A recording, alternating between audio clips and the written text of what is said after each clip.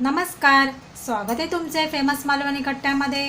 आज आपण दिवाळी विशेष पातळ पोहाचा कुरकुरीत असा चिवडा बनवूया। त्यासाठी आपण इथे अर्धा किलो पोहे स्वच्छ करून घेतलेले आहे। आपण ह्याला चाळून घेतलेले आहे। हे बघा, चाळल्यानंतर असा बारीक असा कचरा निघतो, तो आपल्याला चाळून घ्यायचा स्वच्छ। अर्धा किलो चिवड्यासाठी लागणारं साहित्य पाहून घेऊया। आपण इथे 1 वाटी शेंगदाणा घेतलेला आहे कच्चा, 1 वाटी सुकं खोबरं आपण या प्रकारे कापून घेतलेला आहे, अर्धी वाटी हिरव्या मिरचीचे तुकडे, अर्धी वाटी कढीपत्ता, चवीनुसार मीठ, 2 चमचे पिठी साखर, हळद, फोडणीसाठी आपण तेल घेतलेलं आहे। चला तर मग रेसिपीला सुरुवात करूया। आपली कढई छान गरम झालेली आहे। आपण गॅस स्लो करूया आणि जो पोहा घेतलाय आपण तो टाकूया। थोडा थोडा आपल्याला टाकायचा आहे।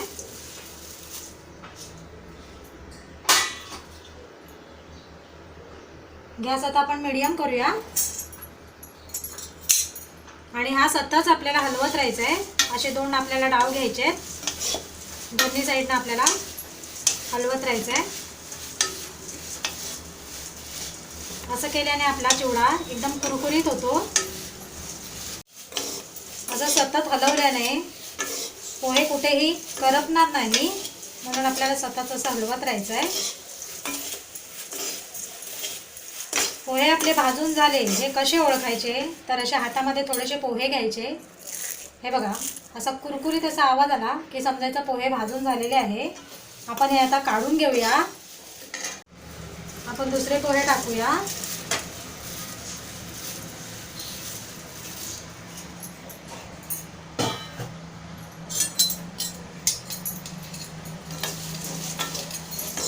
पहिली बॅच भाजण्यासाठी मला 10 मिनिटं लागलेली आहे।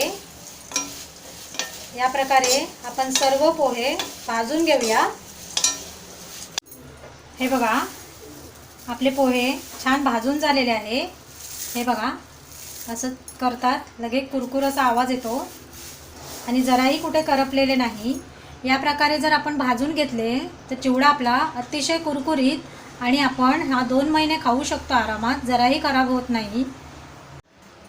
आता आपण त्याच कढईमध्ये 3 मोठे चमचे तेल घेऊया।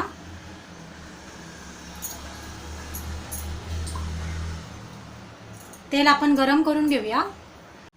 आपलं तेल छान गरम झालेलं आहे। आपण गॅस लो करूया। आपण हे जे खोबरं बारीक करून घेतलंय ते टाकूया। मीडियम गॅसवरती आपण तळून घेऊया।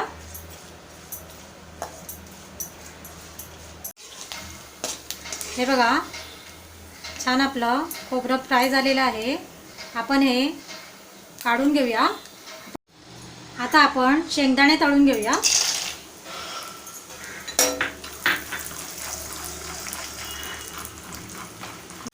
हे बघा, 2 मिनिटांमध्येच आपले शेंगदाणे छान फ्राय झालेले आहे।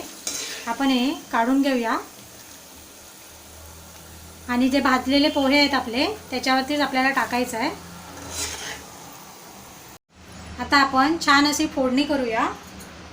तेल आपलं चांगलं गरम आहे, त्याच्यामध्ये कढीपत्त्याची पानं टाकूया।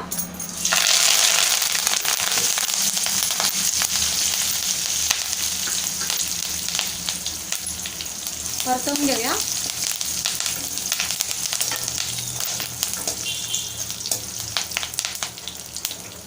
गॅस आपण बंद करूया।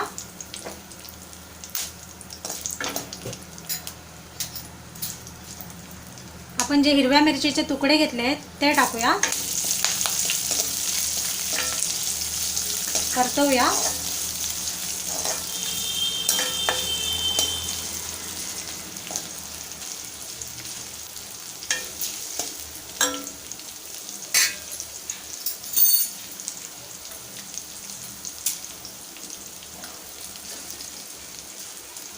एक मोठा चमचा आपण हळद टाकूया, मिक्स करून घेऊया।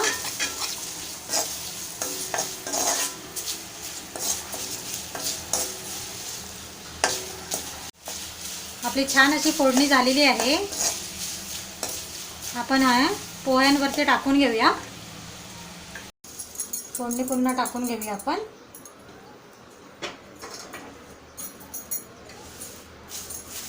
मिक्स करूया.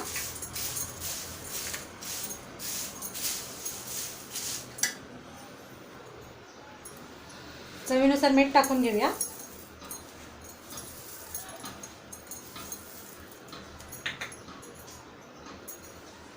पिठे साखर टाकूया.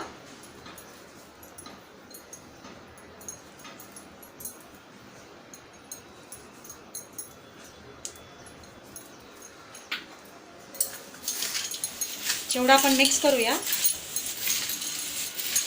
आपला पातळ पोहाचा चिवडा झालेला आहे. ही रेसिपी घरी तुम्ही नक्की बनवा. अतिशय कुरकुरीत होतो. आणि जर चॅनलवरती नवीन असाल तर आपल्या फेमस मालवणी कट्टाला सबस्क्राईब, लाईक आणि शेअर करायला विसरू नका.